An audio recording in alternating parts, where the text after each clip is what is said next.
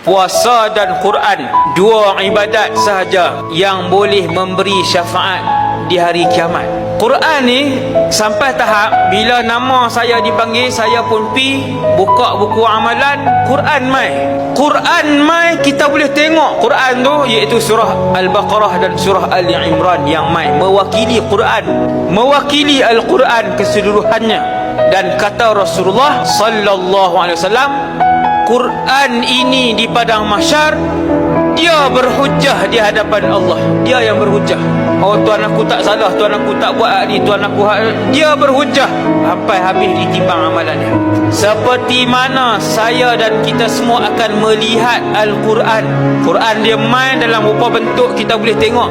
Maka ibadat kedua yang kita boleh tengok di mahsyar, nama dia puasa. Puasa ni dia main dan kemudian dia bagi syafaat kepada orang tadi ni, orang yang membanyakkan puasa.